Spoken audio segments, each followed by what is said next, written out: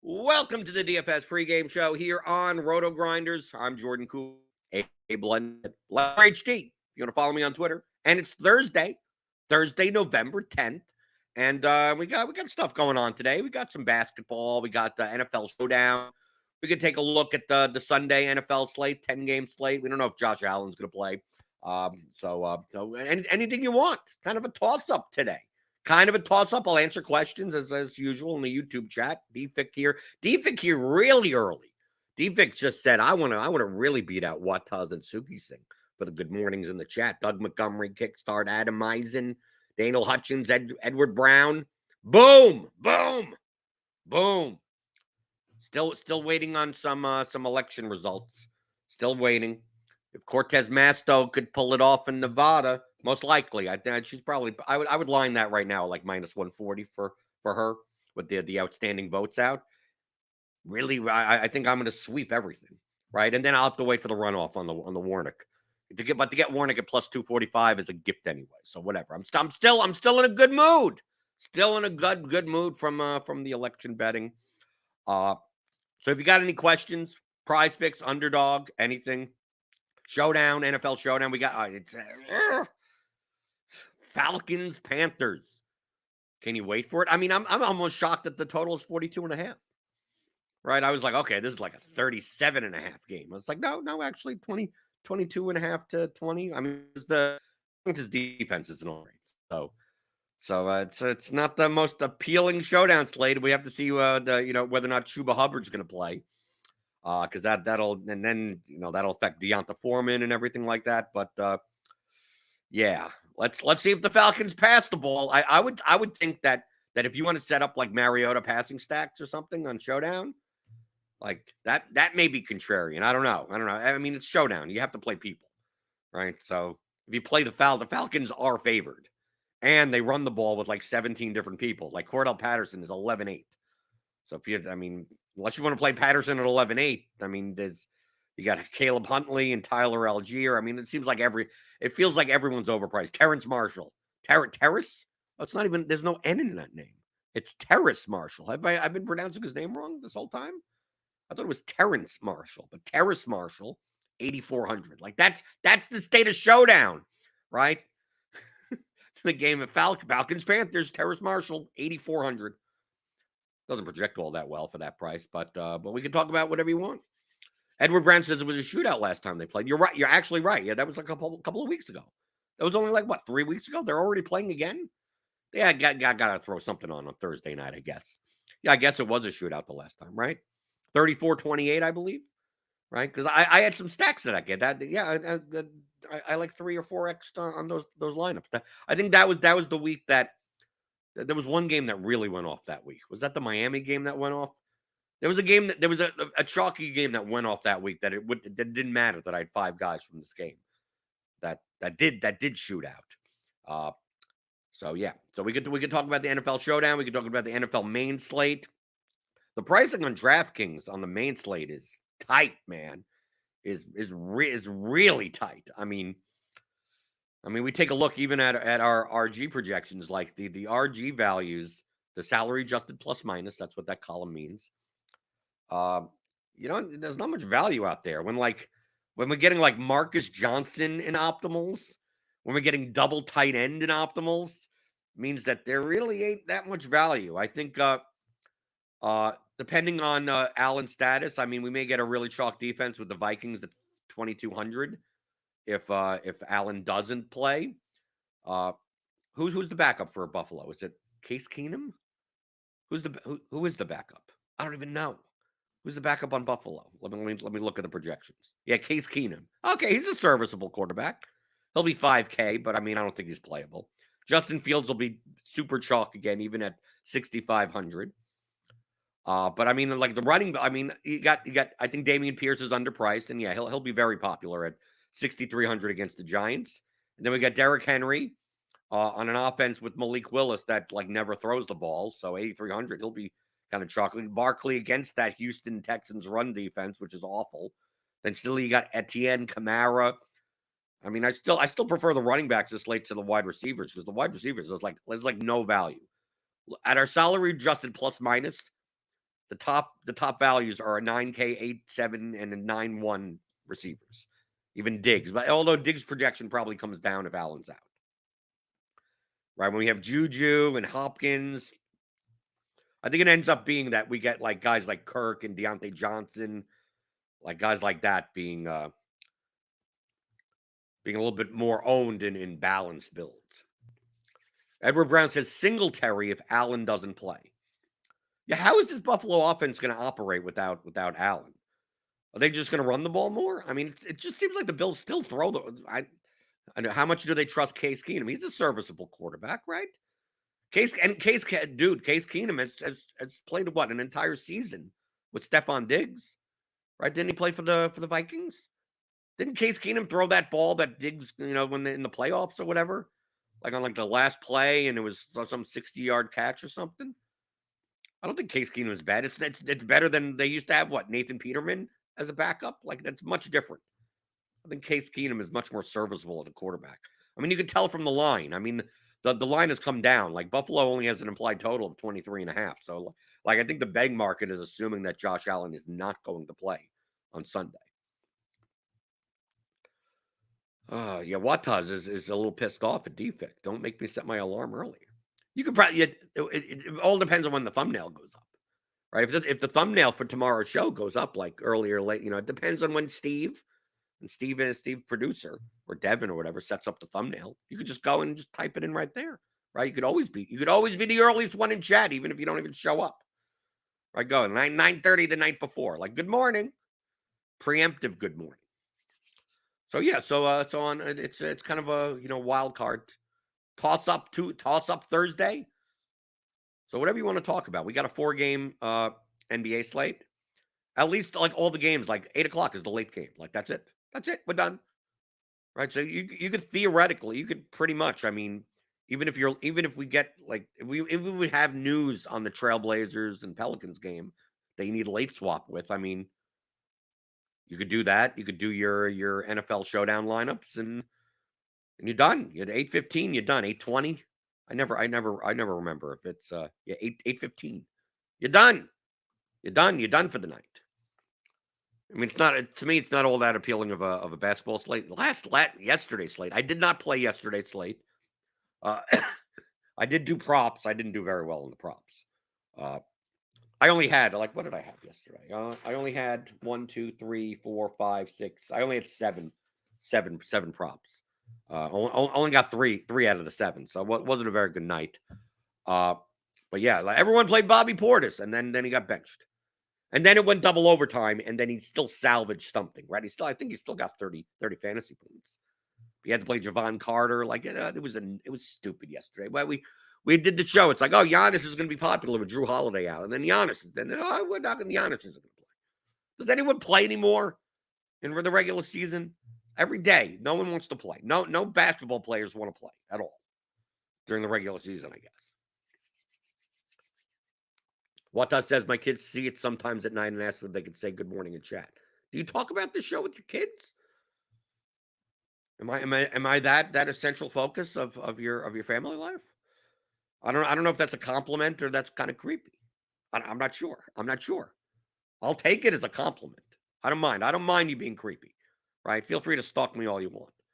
What do we have to do before bed, kids? I'm going to tell you a bedtime story, and then you're going to ask, it's like, what bedtime story should I tell you?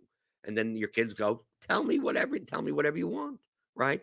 Tell me whatever you want, whatever story you want. Doesn't matter, right? It's about stories, not books. It's about books, not stories. You're just trying to infuse anything that I say into that. It's like, oh, again, before you go to bed, we got to say good morning. We got to say good morning to Blender. We got to say good morning to him. So let's go and say good morning. Greg Heller says, Diggs if Allen is out. If I'm Keenum, who do I count on? Diggs could easily go 10 for 101. No, I do think, however, even though this Diggs projection probably does go down, you have to figure that he's still going to get the largest target share from Keenum, even if their passing rate goes down. And the ownership's going to be not. Dude, I could see Diggs being 3% owned at 8,300. So yeah, no, I think from a leverage perspective, if Allen is out, playing, I don't know about playing Keaton Diggs stack type of lineups, but playing Diggs as a one-off. No, I think based on the ownership, I think it'll be people are going to over adjust too much and go, oh yeah, Allen's out. Like, don't even bother playing Diggs. So yeah, from an ownership perspective, yeah, no, it may be worth taking a shot on Diggs, but just understand he'll still be like 2 or 3 points lower median projected than guys like Kupp and Adams and Hill and even Hopkins, I guess.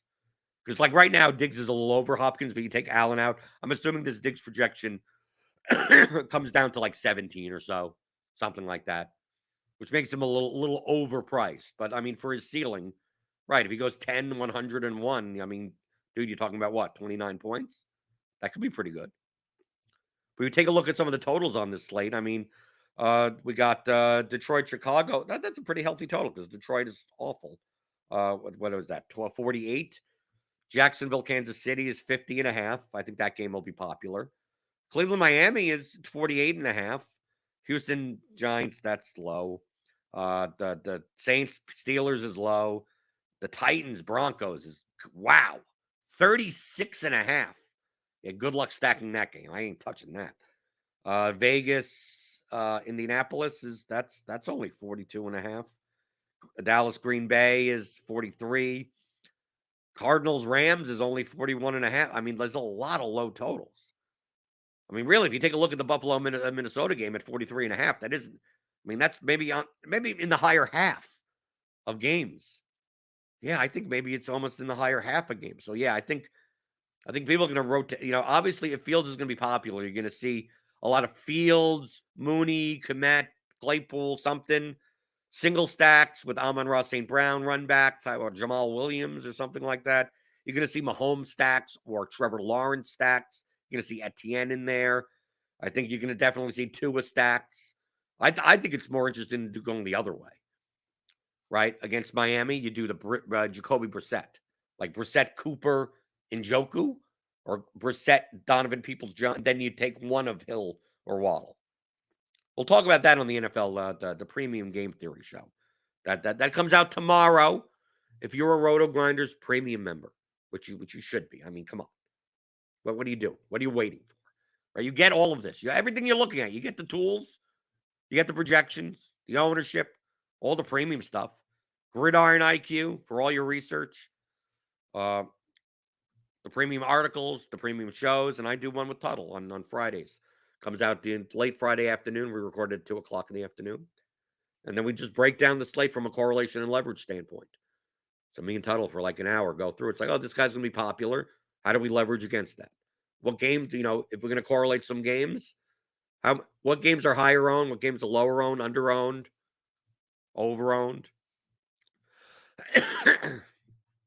But based on the totals, you have to think that this Bears Lions game, the Kansas City Jacksonville game, the Miami Cleveland game, those are going to be the main targets because like everything else is so much lower. Going through the YouTube chat, give me those thummy thumbs. By the way, I haven't asked for those. It helps us out. Hit the like button. A little thumb. Just hit the little thumb. Bink, bink. Hit the thumb. Hit the thumb. Doesn't matter. Doesn't matter what you do. Hit the thumb. Wataz says that his kids are starting. They watch during the summer. They're 9 and 6. Your son will be playing soon enough. Well, unless you're running his accounting, he won't be playing soon enough.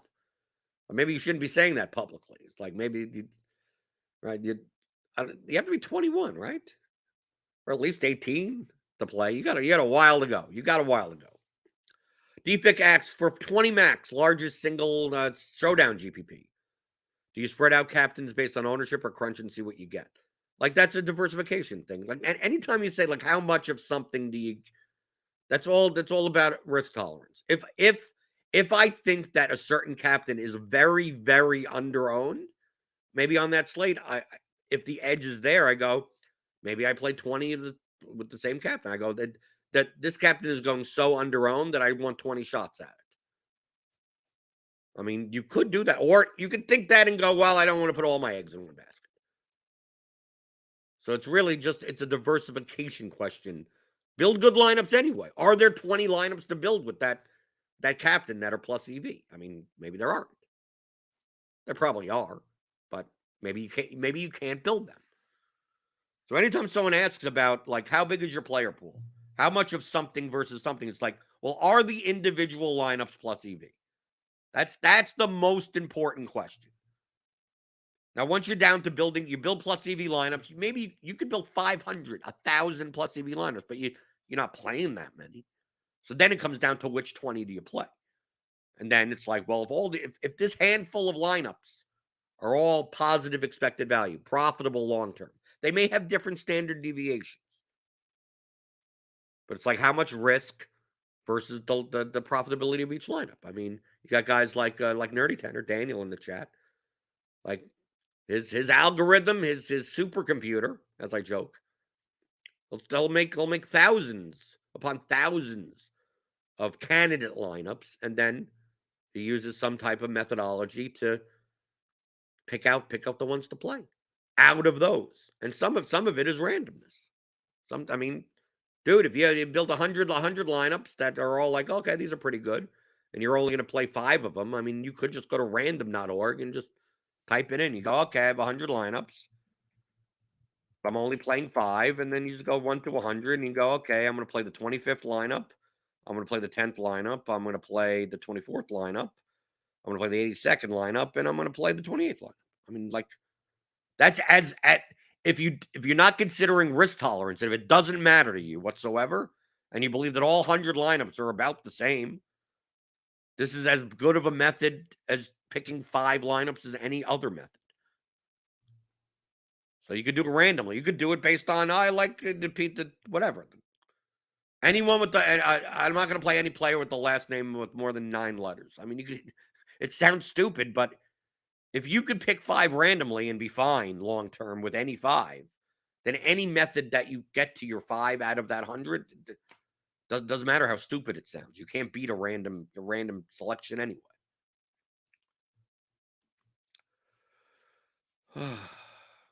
Daniel wants to know if anyone wants some of his Broncos season tickets. The Broncos. Are you going to the game? Is that game in Denver? No, that game is in Tennessee, right? That game's in Tennessee. Yeah, the Broncos aren't all that appealing to watch. It's probably not that entertaining. JWH, feel free to post your questions. Right, this is all guided. This is all print. I mean, this show in general is guided by you guys. If you have a single entry lineup in NBA and an early player underperforms or snowflakes, would you late swap to maximize leverage, minimize / eliminate negative correlations, and worry less about meeting projection? Yes. I mean, if an early player underperforms, it's most likely you're not winning, like getting first place in the GPP. But maybe you could salvage equity by not having the chalkiest player in your lineup anymore, right? You're going to have to find leverage. You're going to have to find points that less of the field is going to get. I mean, that's the basis of those types of late swap decisions, like in football. Oh, I played a 1 p.m. running back that only put up 10 points, snowflake, and then like my flex is this other running back in the 4 p.m. game that's going to be like 40% owned. It's like, well, switch to the 8% owned running back on the other side. You can have, in order to make up your underperformance, you're going to have to find points that less of the field has. So yes, if I had a single entry line, if I had any lineup, and an early player is snowflaking, and you know that it's going to end up that way, like, yeah, if you have late players that are super chalky, like I would look to lower my ownership. Yeah, you're going to have to lower your projection also, but at that point, it doesn't matter. Like staying competitive with the field point wise isn't doing you any good. People are going to pass you. You're sharing the points that a lot of other people have. So yes, I would definitely be swapping. By how much is that's the judgment call. Because let's say you have a player that's underperforming, but there's 2 chalk players that are performing at the same time, and they're snowflaking, and they're 40% owned. So it's like, well, okay, now the gap between you and those other people, if you don't have those players, is much smaller. Anchor Malhotra, what's your mindset for building lineup for higher end contests? $500 with about 600 to 1,000 people. Well, you don't have to sacrifice as much projection, but you could also, it's much easier to identify leverage situations. As I discussed on yesterday's show, which you could watch, ownership in those types of contests tend to be barbell reactive to large field ownership, meaning that the chalkiest players are significantly more chalky. The guys in the middle of ownership don't really move that much. And all of that ownership that goes towards the chalkiest players comes out of the the low owned guys. So someone that's 3% owned in a large field GPP is going to be less than 1% owned in that type of contest you're pointing out. But the guy that's 40% owned in large field is going to be 60%. So that extra 20% is coming out of little ones and twos at the bottom. But in the middle, a guy that's 14% owned is probably going to be around 14% owned in those single entry, smaller field, small to mid-size field, right? 500 to 1,000 entry field. So that's the mindset of adjusting of, okay, I don't have to give up like 30 points in projection, right? For those, I don't need to win that contest by that dramatic of a score. But I also don't want to play like a cash lineup. I don't want to play the highest median projected lineup. But it's like I don't have to sacrifice as much projection. And especially when you can identify the leverage spots so easy, because a lot of these players do go over-owned, right? Probably Bobby Portis last night in whatever, the 888 on DraftKings was probably like 97% owned, right? I think it was 86% in large field last night, I think. That's what I saw on Twitter, right? Because I didn't play the slate last night. So that's the mindset difference of like, okay, if I got rid of Portis, how many points projection am I losing? Now, if you did that last night, you're probably losing like 9 points in projection. So maybe you'd still play Portis anyway. But there are going to be other players that it's like easy to like, well, I'm not going to play this 45% owned guy. And by taking him out of your lineup, you're only losing like 2 points in projection. It's like, okay. And you lose a couple of those guys, you're down like 6, 7 points in projection, you're good. And your ownership is like a third of everyone else's. And that's fine. And there you go. You're done. JWH does the Do Predictor tool, which is part of the theory of daily fantasy sports for advanced players course, right? This is available right now. Go pick it up. Theoryofdfs.com. It includes Excel tools that I personally use. Okay? As a lineup optimizer, simulator, trimmer, correlation matrix, duplication checker, contest reviewer. I use these. James made these. So much more efficient. So much more accurate. I used to do this a little bit more manually, but now I use these Excel tools. Makes it so much easier, so much quicker. But he's asking about the Do Predictor tool. Does it weigh salary left on the table? Yes. I feel like the Do Prediction, a combo of ownership sum, geometric mean, and money left on the table. Funny you should say that, JWH, but those are the exact 3 things that James puts into the prediction. So a lineup that spends $50,000, it's much more likely to be duped regardless of the product ownership. And it's more product ownership than ownership sum. So as you go down the salary scale, the adjustment for duplication is lowered and lowered. So even though the product ownership of like maybe a 49-8 lineup and a 46-7 lineup is the same, the 49-8 lineup is probably duplicated 3 or 4 times more because it uses most of the salary. So yes, that is already calculated for in the duplication predictor. But also remember, if you're doing duplication prediction, like even especially for Showdown, the ownership differences matter a lot, right? There's a bit. It sounds like a little, but the difference between a 12% owned player being 16% owned may move your duplications from like 2 to 7. That extra 4%, right? So really, you have to see what the delta between projected ownership versus actual ownership. And what I would also suggest to back test your process is to put your lineups against actual ownership. So like once the slate is done or locked or whatever, get the actual ownership and then put the actual ownership in the projected ownership column in the tool, and then run your lineups through it again. And go, had I known this was the ownership, what's the duplication prediction of my lineups? What's the ownership product of my lineups? And what's the delta between them? Now, like someone like me, I alter ownership. So I could look through and I could go, like, I don't think this guy's going to be as owned as people think they are, or algorithmic projections think they are. So that's why a lot of times, like my lineup, you compare my lineups and go, oh, your lineup, you played a lineup that, and sometimes I'm wrong, right? Because that's what ends up happening. Someone's like, oh, you played a lineup that was duplicated 14 times. It's like, yeah, because I thought this guy was going to be 4% owned, and he ended up being 7% owned. So I had that lineup as only duped 3 times. They end up being duped 12 times. It's like, oh, you played a lineups that were 10 or 15 dupes. And I go, yeah, that's not on purpose.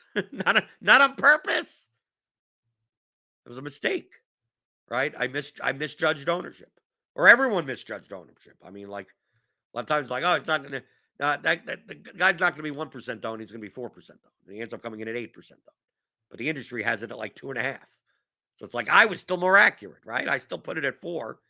And I was more accurate than 2.5, but it still came in at 6, 7, 8. And trust me, that matters a lot. 2% extra 2% of lineups in a contest that has 200,000 entries, 150,000 entries. I mean, if it's 100, even if 150,000 entries, an extra 2% is like 3,000 more lineups that have that player in it. And with the amount of combinations that are limited in Showdown, that may mean another 10 versions of the lineup that you think is only duped twice. So really nailing ownership, it's very fragile when it comes to predicting duplication, when it comes to really fragile ownership. C. Carter NYC says, I've learned so much from you. Oh, okay. I now only do GPPs and making a killing on Yahoo tourneys. I'm now unemotional. Well, you should still be emotional, just not in playing DFS.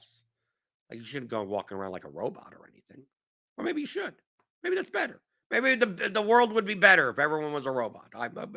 Okay, I'm down with that. Originally, I was like, no, we should be emotional. Like, no, I think I'd enjoy my life more if everyone else was a robot. Yeah, I think so. I think I would. Especially ones that I could program. I could program all the robots so they don't act stupid. Right? No stupid questions. That's first part of the programming. No stupid questions, and do whatever you want. Right? Other than that, do whatever you want. But congrats on the Yahoo tourneys. Yeah, there's probably edge over on Yahoo. Less liquidity over there. Like I always said, like, yeah, I would play on Yahoo if I was more than one person. There's only so much one person can do. Dude, I tried playing on multiple sites a while back. Like every third day, I'd forget about a site. Like, it'd be stupid. I'm working so hard on DraftKings lineups and lock hits, and I'm like, oh, I forgot I have FanDuel lineups. Or I take care of FanDuel and then, I have Yahoo lineups.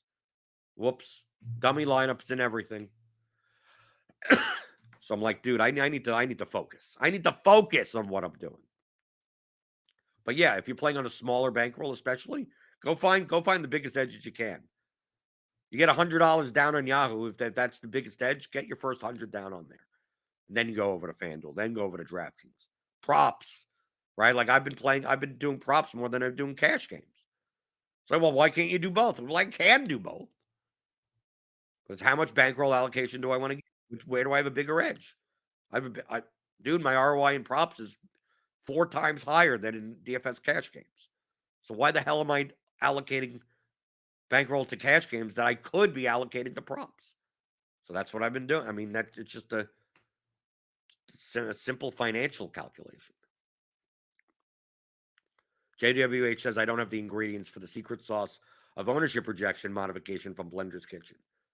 Well, Blender's Kitchen is much more improvisation, right? I don't have ingredients. There's no, like, recipe. People ask me all the time, can I get your ownership? What am I supposed to do? 45 minutes before the slate locks on an NFL slate or whatever? And I'm going, nah, he's not going to be, this guy's not going to be 12. He's going to be 8. This guy's not going to be 16. He's going to be 22. They go, well, how do you come up with those exact numbers? It's like, it feels. That's what I feel like. You can't back test it, though, right? That's the only problem. Is really, if you're doing that and you're doing late swap, I'm like, none of this stuff is. That's why a lot of people don't do it, right? Daniel Hutchings in the chat. right? He does everything. He pushes a button. It's like, he has no idea what's going on. It's like, numbers come out. I push a button. Everything runs, and those are the lineups, right? So how do you back test? Like, I'm going to alter stuff based on I feel I think he's going to be higher. I don't know. Right, then late swap removes like, okay, well, all this late swap stuff, you can't like run what you originally had against it. So a lot of the computer people, their heads explode where it's like, oh, a process that's not back testable, boom, boom, their heads explode. And yeah, there's gonna be a much more higher margin of error by doing it more bluntly. But then I just hope over the course of 7+ years, it's been successful. So there's enough dead money, there's enough edge in DFS that I guess I could get away with doing it the way that I do it. If it wasn't, then I just wouldn't play DFS anymore. And most likely, even the computer people, they would stop playing DFS.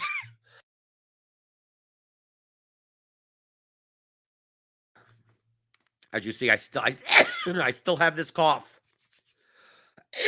It's gotten better. It's gotten a little bit better.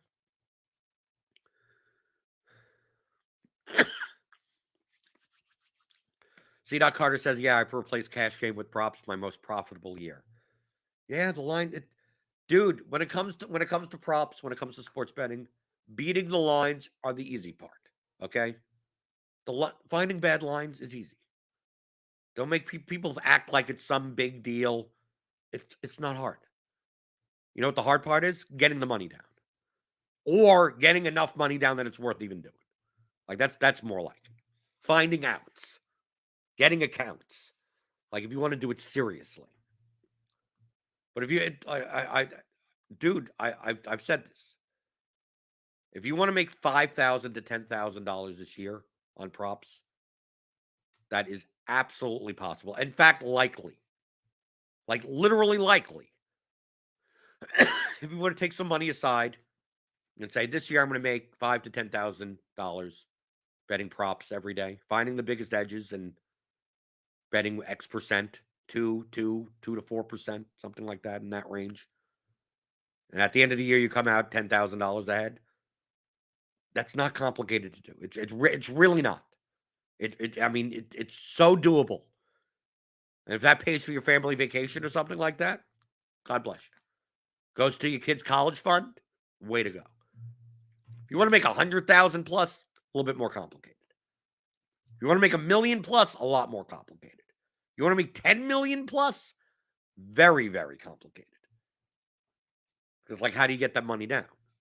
Right? You start getting limited everywhere. It's like, now you have to find outs. Now you have to do head fakes. You have to find betting partners. It's like 95% of the work is that. Okay? I can tell you from experience. 95% of the work is that. And if you don't enjoy that work, it's awful. Finding the lines to beat it, that's the easy part. That's 5% of everything. But the 95% of finding accounts and getting outs, like if you're betting $25 on props, and you have 20 books that you have available to you, you can make $5,000 to $10,000. Easy. Sign up for RotoGrinders Premium. You get our statistical projections for NFL, for NBA, for MLB. Just use those. Compare the lines. There you go. It's not complicated. It really isn't. It really isn't. You find arbitrage opportunities where one book has this and one book has that. The lines haven't moved, and there's money in the middle. You bet X on this side, bet X on that side. Even at decent limits, you could find, I think, every day if you looked, you could find like a free $50, like a literal free $50 if you spent the time to look. Like where one line is, it's minus 120 one place and plus 150 another place. Right? The lines haven't moved and adjusted yet on a certain market or a derivative of a market. And then you eat up, and then you go, okay, I'm going to take my $8 there. Right? You use Excel, or you use a little, tell you which a little calculator to tell you which side to bet on which to get the arb in the middle. You take $8 there, and then you find something else, and you go, and you could probably find $50. No problem. Just by eyesight, essentially. If you can do that every day, I mean, what's $50 a day? $50 a day times 30 is like $1,500 a month. Right? Some days maybe you can't find it. Maybe it takes a little bit more work. Can you find $20 a day? 20, 30? It's absolutely. Absolutely. Probably a little bit easier on live betting. Live betting arbitrage is because a lot of the books don't have very good like live betting odds. Of course, you have to time things well. But you should be able to find arbitrage. I mean, like just where it doesn't matter what happens. Like that's what an arbitrage opportunity is. Where you're getting plus money and minus money, and you bet the right amount on both sides. And if this team wins or the whatever bet it is, you lose. You win it. You win $8 either way, right? If this wins, you get plus money. This wins, you laid money, but you made more money in the plus money. I mean, that's what an ARB is. Probably not in props. It's more likely in game totals, most likely sides and totals, and especially in niche markets. So if you're only betting, $100 here, $100 there, it's doable. Edward Brown says the growing popularity of prop betting feels like the poker explosion in the early 2000s. Yeah, but you're not really facing other people. I'm waiting for the prop stuff to come where you're facing other people, where we have like DFS GPPs that are based on prop betting, where, okay, you have to pick 8 prop bets, right, on an NFL Sunday, out of like 1,000 available, and you have a salary cap or whatever, and then whoever makes the most money or whatever gets $100,000, right? It's like a fake salary, like that type of game. And then you could then it's ownership. It's like, oh, this prop is way off. Well, that prop is probably going to be owned 23% of line of cards. Then you could incorporate game theory into that. That's what I'm waiting for.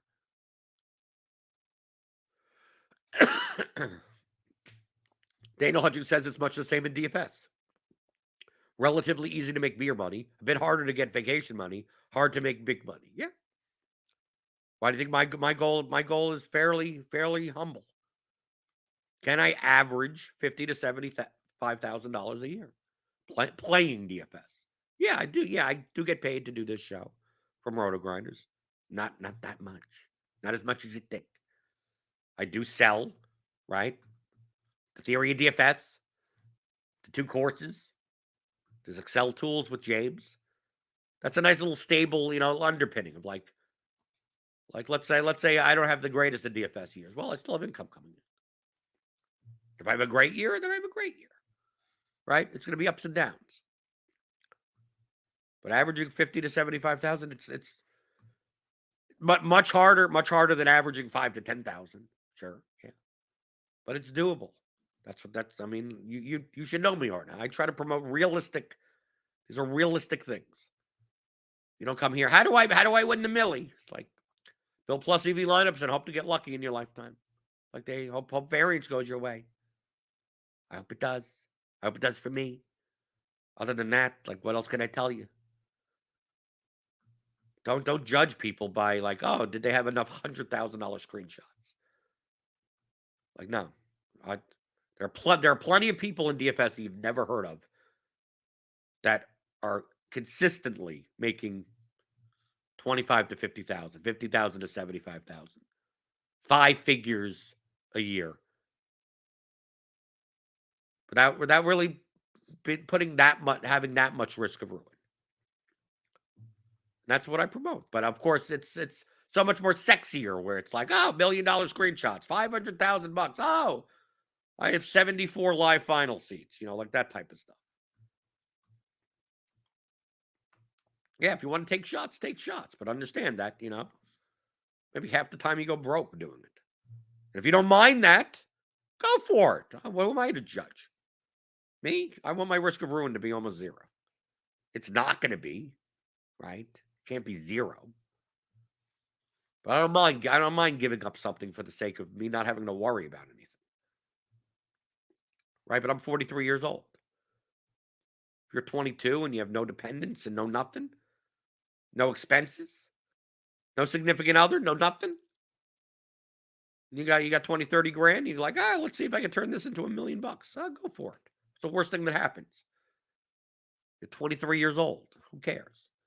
Your time horizon is much longer. And yes, JWH, I think I'm describing no house advantage. Yes. No house advantage has games like what I'm talking about. Their liquidity is quite low, though.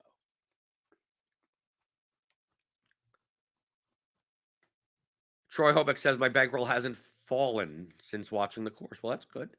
Just understand if you're playing GPPs, it's going to go down. The whole point of you're not going to consistently win GPPs. It's a slow, low, and then a big spike. So just always understand that. JWHS, what kind of bankroll do you think you need to earn a consistent 5K to 10K a year playing 2 to 6% of bankroll per slate? I mean, just do the math. I mean, it depends on what you're playing. Because remember, if you're playing GPPs, the hits are going to come when they come. So that's why I say an average of $50,000 to $75,000 a year. I've had 2 years in DFS. I've had 1 year where I made over 200,000. And I have another year where I made over 100,000. And then I also had a year where I made like 8,000 total. That's it. But you shift the months, like 2 months, and then it comes out to now it evens out. So it's like the year of January through December are just like they're arbitrary markers. So it's like average. So over the course of 7 years, I've made over $500,000, which is fine, right? Because I won $100,000. Let me buy a Ferrari or something. I don't do that. Like it just goes in my bankroll. So to me, it's not a matter of, well, you made a lot this year, but next year you made nothing. How did you eat? It's like, well, because I still have all the money from last year. Like my lifestyle really doesn't change. Yeah, I go to a couple of more wrestling events, right? Like last year, like this year. Right, this year, WrestleMania, go to Double or Nothing, do a little bit more of that. But outside of that, my lifestyle doesn't change. Right? I own like 2 pairs of pants. I own 1 pair of shoes. Right? I have a hat until it gets like dirty or whatever, and then I get another hat. Right? I have about maybe 20 shirts, and they're all just decent. I mean, like, what am I spending the money on? Yeah, maybe we order delivery a little too much, right? Maybe I get a little too much sushi for lunch. That's about it. I splurge on that stuff. Maybe we have subscriptions to all the streaming services that we don't necessarily need.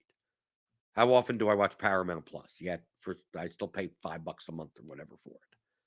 For whenever Picard comes out or there's some women's soccer on or something.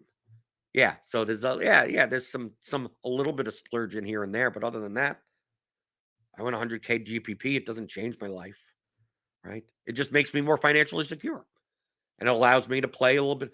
Now my percentage of my DFS and my prop play goes a little bit up, and then I make a little bit even more of a return in raw money, like that. And then you put money in your Roth IRA, right? You do that, right, for later. Put some money in a brokerage account, some index funds or ETFs or whatever. You let that sit. You don't care. You put $500 a month in that. And there you go. It's not exciting. I'm sorry it's not exciting, but to me it's exciting. My whole goal from since I was 23 years old, when I worked on like Wall Street and stuff and doing web development, was I don't want to have a real job. Real jobs suck. Having bosses suck. Right? That type of shit. I never want to have that anymore. So whatever I get involved in, it has to make money. I'm going to find a way for it to make money so I can just do what I like to do. And I don't have to deal with anyone else. I don't have to wear a suit and a tie or anything. That's my goal. To me, I'm living the dream. Yeah, but you're not. I'm not. I don't have like the $70,000 bottle of wines and going to Aspen and skiing or whatever rich people do. Whatever they do. I don't care. Let them do that. Good for them. Dude, I wake up a half an hour before the show. I yell at people on YouTube. Then I listen to podcasts. I maybe take a little nap. I take a look at some stats. I open some spreadsheets, build some lineups, talk to people in Discord. You know, have some lulls on Twitter, and watch. I don't even watch the sport. I mean, I'll watch Thursday Night Football or watch wrestling or something. Then you do that all again, and then like, okay, what's Saturday morning? Well, it's soccer, and then it's MMA. Like, dude, that's the dream. It's the dream. That's all. That's what my goal is. If your goal is I want to make $17 trillion, then probably opening up a crypto exchange, probably more likely to do that. Well, if you did that, and then run away with people's money, right? You're more likely to do it there than in DFS. JWA says Blender's been saving up for his $8 a month Twitter Blue. I did. I got the blue check mark yesterday. I wanted to see what it did, right? And also, I could write it off. I could put it on my business expense. So who cares? Who knows if it goes away? Elon Musk will change stuff all the time. But I'm just like, okay. Oh, and now I can edit a tweet. I could undo a tweet now. I could remove a bookmark or something. Probably no. It's not worth $8 a month. We're like, okay, let's see what it is, right? If I pay for it this month and next month, that's $16. I can put it as an expense for my business. It's a business expense. Okay, there you go. George Duarte, what are you spending the money on? Cool cars, hot chicks. Well, kind of hot chick. My wife spends my money, right? So it's more like it helps her more than me. I think she spends more of the money than I do, right? JWH says no time for a social life when you're late swapping lineups with NBA games every 15 minutes. That's right. What are you doing, even if you're single? Oh, I'm making tons of money in DFS. It's like, oh, you want to go out tonight at 9 o'clock and go clubbing or whatever people do? It's like, nope, I got a late swap. Like, when can we do it? Well, May. We'll go on a date in May, right? When it's over. And then it's like, where? Then you see them packing up their bags. Where are you going?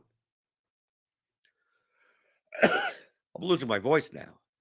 This cough's got to go away, right? But maybe it'll go away in time for. I have to save my voice for tonight's recording of the MMA Ground and Pound podcast. We got a UFC pay-per-view coming up on Saturday. Okay, so we'll be covering that tomorrow. Because tomorrow, on Fridays I always do MMA. It's like our only free MMA content. So I'll be talking about the MMA stuff tomorrow. And if you sign up for RotoGrinders Premium, you'll get the MMA Ground and Pound podcast with me, with Liam, with Mike. We break down each fight one by one. There's 14, I believe, on Saturday. So sign up for RotoGrinders Premium. Get theoryofdfs.com, right? Get this. Get the tools that I use. But it's not just Excel tools. I mean, I use Lineup HQ. I mean, like, this is the number one tool that I use. And I use the projections that we have here at RotoGrinders. So if you want to get all of that, just click on the link in the description. Get $10 off your first month. And if you have any further questions you ever want to ask me, I'm always hanging out in the Blenders Game Theory channel in our Discord. So you just post whatever you want there. I've been talking to some new people, helping them out, right? I'd rather you listen and watch some more shows or whatever, so I don't have to answer the same question 74 times. But if you want to ask me anything, just go to that channel in the Discord. And then I also run 2 or 3 times a month, Zoom coaching calls. And I'm much nicer on those. I'm actually a lot nicer on those. Oh, Devin's in the chat. Oh, Devin's up early now? Oh, Devin's going to troll me in the chat. What narrative that you hear people talk about gives you the most joy to hear people are focusing on the wrong thing? We don't have enough time. This is not a 2-hour show, Devin, because I can just keep on naming everything. What narrative? I mean, it depends on the sport. But in NFL, it's always probably wide receiver cornerback matchups. Probably. Which one do I consider the dumbest? It's probably that. No. It easily has to be BVP. BVP in baseball? Absolutely. That's even worse than wide receiver quarterback matchups. BVP doesn't mean anything. Or the better way of putting it is that it means something, but we never have a sample size to know what it means, whenever it means. So it's useless. It's just absolutely useless. You could say it means anything you want at any time. Because people will say, "Oh, well, people do better against certain pitchers." No, that is correct. But in a 7 at-bat sample, there's it's all noise. Yes, it exists, but when does it exist? No one knows. You're going to need hundreds of at-bats for that to be stabilized, and that doesn't exist. Even the guys that are like, "Oh, and this guy has 130 at-bats against this pitcher." Yeah, but some of these at-bats are from 10 years ago. They were a different batter, a different pitcher. I mean, like, do you count those stats? The guy doesn't pitch at 97 miles an hour anymore. This batter isn't 22 years old anymore. So what does that matter even? So yeah, BVP probably. But yeah, not enough time to answer that is also a good answer. Right? It's a lot of stuff. Most of the stuff, anything that you shouldn't be looking at or should be looking at, is already factored into the projections. So that should be the key point of anything that you would look at, even if it did matter. By looking at it, you're double counting what's already in the projections. So that's why I say many times that the better and better you get at DFS, the less and less quote research you do. You start weeding out all the stuff that really doesn't matter, or that you've been double counting, that is redundant with what you're already looking at. So you're getting rid of all this stuff, and then it's like, wow, I can make MLB baseball DFS lineups that are profitable in 8 minutes. Like, yeah, you don't have to dude, everything's kind of done for you already.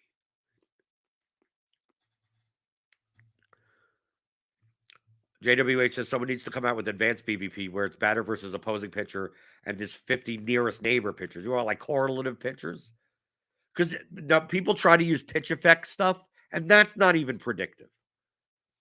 Dude, the pitch effect stuff. That's another thing. That's another narrative. This guy hits sliders well. What you're looking at does not say that.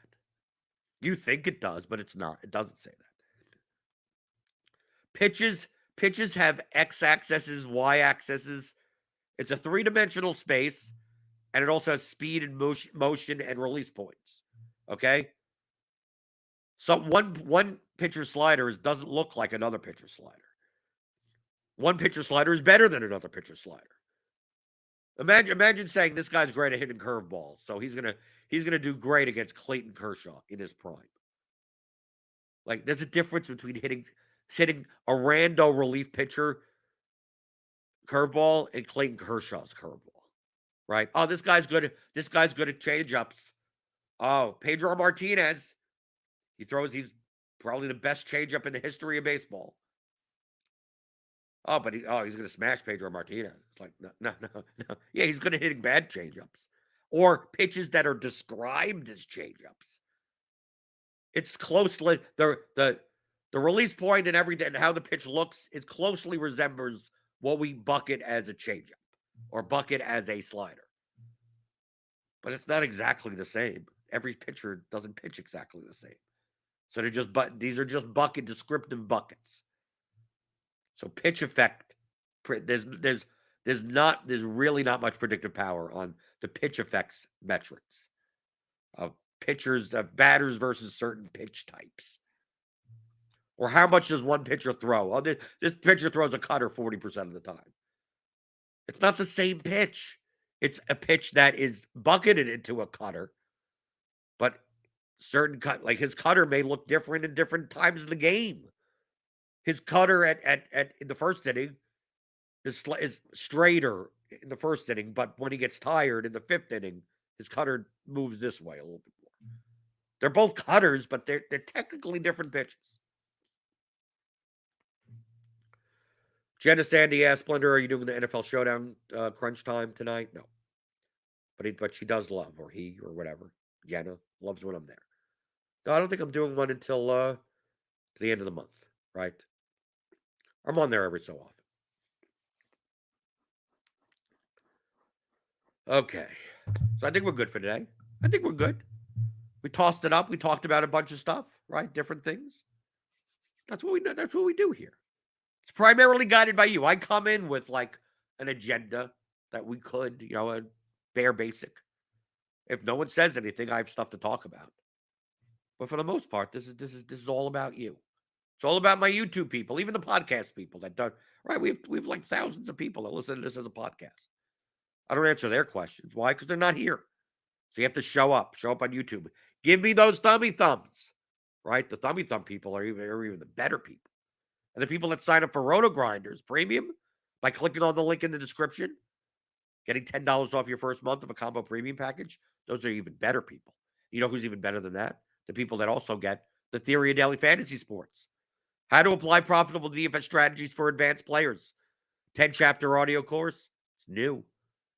And all the Microsoft Excel tools that James McCool has developed to make your process more systematic, more repeatable, more time efficient, more accurate.